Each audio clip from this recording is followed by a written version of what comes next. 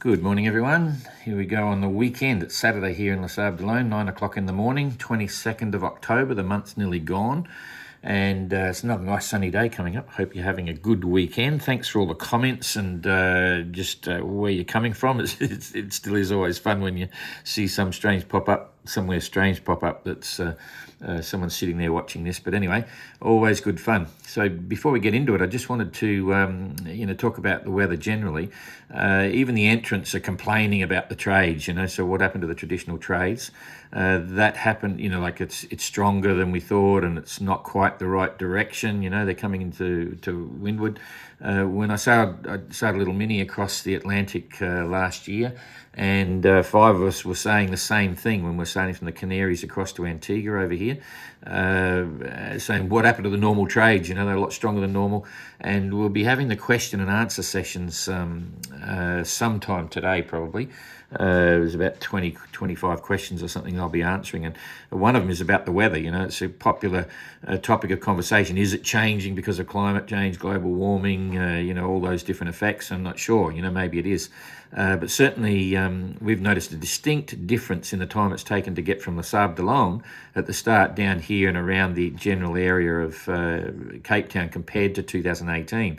And that could be partly because of the later departure date. We started in September. Previously, we started on the 1st of July. Okay, so we're 2 months behind. We did that on purpose because we're hoping that when we're in the Southern Ocean, and this is the 40th parallel here, latitude 40 degrees south, so that's the roaring 40s along here, and it's encouraging to note at the moment most of the weather is below 40.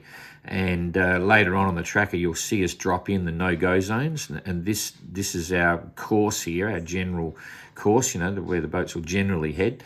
And most of the activity, and there's not a lot of storm activity at the moment. There's a pretty dandy one just right here, but it's down lower than what it was when you're coming through here 2 months earlier. So let's hope that plays out well, and we see a lot more of our boats actually finishing. So that's kind of cool. The other thing I'll say too, while we're talking about it, we've been getting some big hits on the posts. Like 400 people will be putting emotions, like they like it or they hate it or they love it or whatever it is. And I did a quick check over the last week, and there's just a bit over half of the people that are putting emotions on are actually part of the 52,000 people who like the Golden Globe Race site. Okay, so if you're one of the other bits there that haven't actually liked GGR site, please try and like it. It'd be nice to see the numbers climb from 52.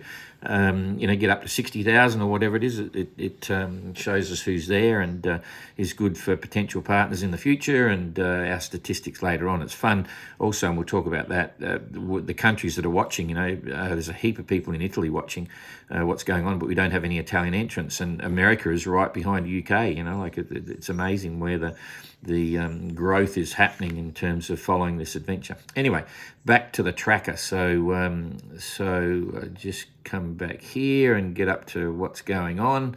And you can see at the moment it's all playing out as we've been predicting in the last few days.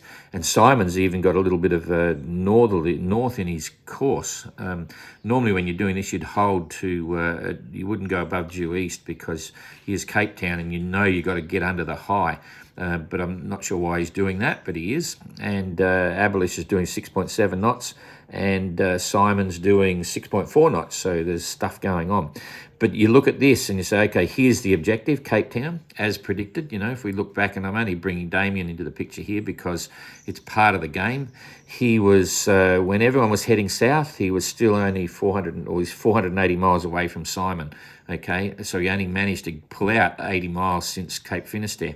But now the whole thing's changing. We could say it's a new race, and generally, if we look at the distances here, I don't know, I'll come up one more size if we can see what's going on. Yep. If we start to measure off distances, we could say to get back in the game, Damien's got to get down about here somewhere. So he's 250 miles behind the leader, you might say, right? Because you don't have to get right up to Simon if Damien's down here. So he's gone from 480 miles behind the leaders to effectively 250 miles behind the leaders. I don't know whether that makes sense, because the objective is straight over here to the east. So it's amazing, this turning the corner is so critical to what goes on. And then the other thing, of course, is if we look at Abolish, Abolish and Kirsten are paying the price to going out to the west, because effectively now Abolish is, he's still 180 miles behind, near enough. And Kirsten, if we call her in the game, she's not too bad. She's only a couple of 100 miles behind. This whole group now is what we refer to always now as the lead group, and any one of them is in the game. Damien's got his sort of wind vane issues to come up with, and he's looking for calm weather or better weather. So if we just extend this forward a day and see what happens, it's getting a bit softer for him. He'll be down in here. I don't know whether that's going to be soft enough. Let's have a look at the sea state here. If we look at waves, it's not too bad actually. That whole area through there, they've come out of the rough stuff. So that may be getting down to, in 24 hours, that may be down 1 or 2 meters. It might be okay for him if we then look at the wind as well, to start pulling it apart. But it's going to be hard to put the rudder on, I think. Once he replaces the shaft, he's got to get over the side somehow and push the rudder up. So, but that may be his best chance. He can't see all this, of course, so he... there's a bit of guesswork going on, but anyway, there's a fair bit of wind down here as well, popping up in tomorrow. That's quite a lot. That'll be gusting 35 there. The sea state will get up a bit, and unbeknown to Simon, he doesn't want to go north, because if you look at, hang on, it's a bit too hard to see this. Okay, if we watch where they're going, you can see there's not a lot of wind there. If he comes across, he'll park it there. So he needs to, this is another day across. This is where he wants to be. He doesn't want to come up in here. But that'll make sense as it goes. If he sees the wind lightening off and watches the barometer climbing, he should pull away. That's what you do now. All these guys and girl will actually watch their barometer, watch the wind direction, and that'll determine wind strength as well, and that'll determine where they should position the boat, because they know there's a high out there somewhere, even if they're not getting forecasts. A few of them are starting to pick up the forecast from Cape Town. Okay, that's a WMO, World Meteorological Organization, high seas weather forecast.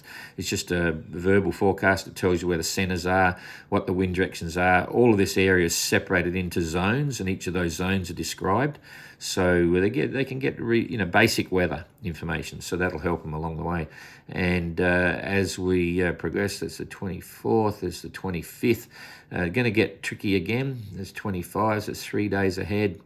4 days ahead.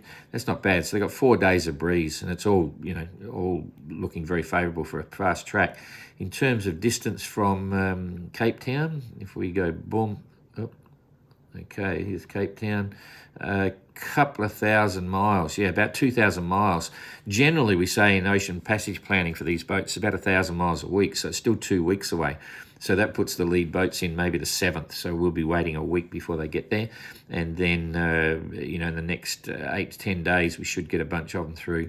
It's going to be very fascinating to watch what happens. And it'll depend on what happens with this high blocking, the last little bit and the wind strength there. There's not a lot. If I go right to the end here, you can see now. So this is the 31st. So that's 9 days away. So it's a bit over... It's about 1,200 miles. So yeah, they're going to be going light. I'll slow down a bit here as well. So anyway, all part of the fun. We'll get rid of that and bring this up here. Bring the weather back to today. So Damien's doing well to keep sailing without the wind vane. It is a bit easier when it's forward of the beam, but it's going to swing for him as he comes down. It's going to swing more on the beam, and he's going to have some interesting decisions to make. So quite challenging.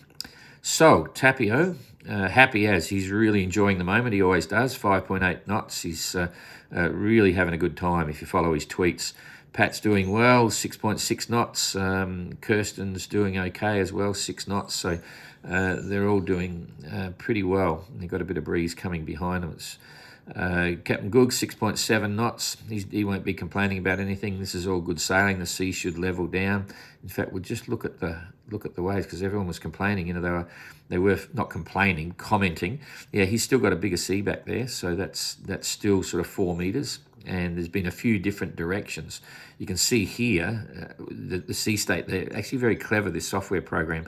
It shows you the general direction of the swell. So you can see you've got a swell direction coming out here, and then you've got another swell direction sort of coming down there. So there's a zone that Goog's about to come into, which is confused seas, and you can see that even on these graphics. When you're on the water, it's very obvious. You can go through some patches of ocean where the waves for 5 or 6 hours will be crazy, and you think, what's going on? And then all of a sudden you sail out of it and say, oh, it's gone. You usually don't notice it when it goes. And then you say, oh, it was different back there.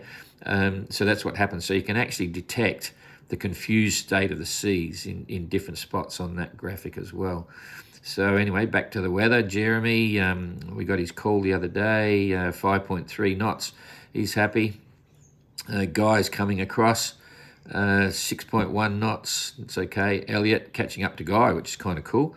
Let's see what happens. 6.2 knots and heading straight down south, which is the way to go. Ian Herbert Jones, 5.2. He's definitely pulled away from R Nord, and R Nord is even coming around a bit, 5.3.